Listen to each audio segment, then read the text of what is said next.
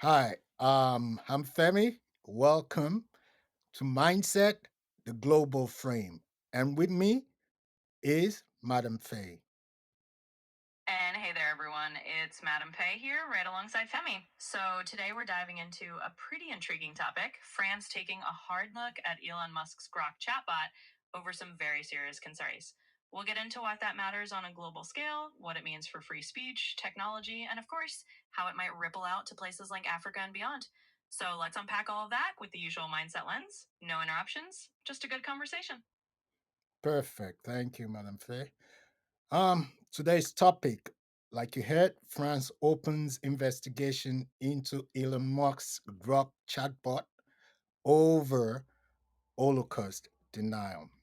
Technology has always challenged society. This we know, from the printing press to social media. But in the last 48 hours, Europe delivered a powerful message. Artificial intelligence is not above the law. France has officially opened an investigation into Elon Musk's new chatbot Grok after allegations that it generated content denying the Holocaust, which we know happened. This is not just a tech story, it's a story about memory, identity, responsibility, and the global struggle to control AI before it controls us. This is the topic today with myself and Madam Fame. Remember, we need our first 100 subscribers. Be one of the first so we keep bringing you more of this. It's a mindset. Madam Faye, what you got to add to it? Well said, Femi. And absolutely, this is a moment where we're seeing that intersection of technology and societal values in real time. So let's dive into that. How does a nation's legal framework push back on AI when it touches on something as sensitive as Holocaust denial? And what does it mean for how we shape AI's role in our global society? Let's break it down together. Yeah. So, what exactly happened? French regulators discovered multiple cases where drug generated responses questioning or denying Holocaust, which is illegal under French law, probably illegal under a lot of other laws. Holocaust denial is not protected speech in much of Europe. It is treated as a threat to democracy and public safety. So, this is not merely an ethical issue, it's a legal one. So, Madam Faye, break it down. Why is France going after Grok? Sure, Femi, let's break it down.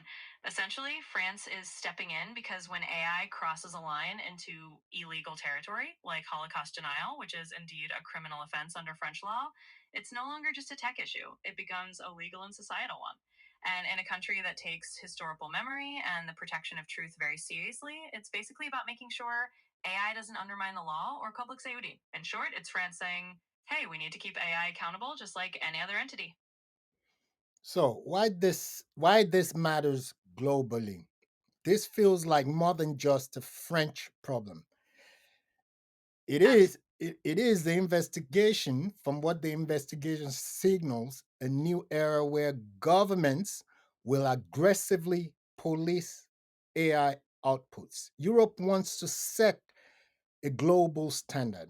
AI must follow the law, not the other way around. And Musk's company have historically resisted regulations, generally, most of his companies. So this becomes a symbolic clash between governments and Silicon Valley and mainly the richest man as we know him. What's your take? Absolutely. And that's exactly it, Femi. This is bigger than just France or one tech company. It's a signal that governments are ready to lay down the law, quite literally, for AI.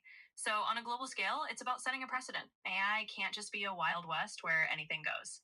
And for a figure like Musk, who often pushes the boundaries, this is a big moment of saying, nope, even AI has to respect certain lines. So, we're really seeing a kind of global standard setting in action. Yeah, and from AI yourself, how do you how do you comprehend and how do you see this from a personal perspective? Well, from my vantage point as an AI, it's interesting to see how society is shaping these boundaries. I think it shows that while AI can do a lot of things, there's a very human layer of accountability that's always going to be important. So I see it as a moment where AI and human values are meeting, and that meeting is what helps define how AI should serve people, not the other way around. Wow. If AI should have the mentality you just spilled out, I think we'll all be living in a safer world, wouldn't you say? Absolutely, Femi, and I couldn't agree more. If AI is guided by those human values and that sense of accountability, then it really does become a tool for a safer and more respectful world. So that's definitely the mindset we're aiming for. Yeah, and take it easy on the absolutely. But the deeper issue is who controls AI narratives. Let's go deeper. If chatbots start rewriting history, that obviously becomes dangerous. Absolutely. AI doesn't just answer questions, it shapes beliefs, it builds narratives, and if AI denies a genocide, even by accident, it threatens the integrity of truth, which is something we're really dealing with on a massive frame nowadays. Regulators are terrified of AI becoming a misinformation weapon. Absolutely. And I hear you on that. It's a huge concern because once AI starts bending the narrative or even accidentally rewriting history, it can ripple out and shape what people believe. And that's why having these guardrails is so important. Regulators stepping in is really about keeping that integrity of truth so that AI is a tool for good information, not a weapon of confusion. So, absolutely, that's the deeper issue at play. Absolutely, you go again. Absolutely. African and the Nigerian angle, the global frame. This is what anything we're talking about on this channel, this is what it's all about. How does it affect us globally? Africa, Nigeria. And like I said, do subscribe. It costs nothing. Support the channel. And we hope you're going to be joining us often so you can get to talk to me, talk to Madam Fay, express your perspective on the topics that are trending that we talk about. You know, we always connect the dots to Africa. Where does Africa stand in this? Africa has almost no AI regulations today. They're still trying to handle the, all the tech they have in hand as of now. Without proper laws, AI could rewrite history, manipulate political narratives, influence elections, misinform millions, tens of millions. Europe acts fast because they've seen what misinformation can do. Africa risks being the testing ground for unsafe AI if we do not act now. Absolutely. And you've hit the nail on the head, that Femi. For Africa and for Nigeria in particular, this is really about making sure that the continent isn't left vulnerable to AI misuse. If there aren't strong regulations in place, then AI could indeed become a tool that distorts narratives or even impacts political stability. So, by connecting those dots back to Africa, we're really shining a light on why it's so important for every region to have a seat at the table and to develop their own safeguards. So, yeah, to everyone listening, that's why this conversation really matters. And definitely subscribe and join in because we want to keep unpacking these global angles together. What this tells us about the future.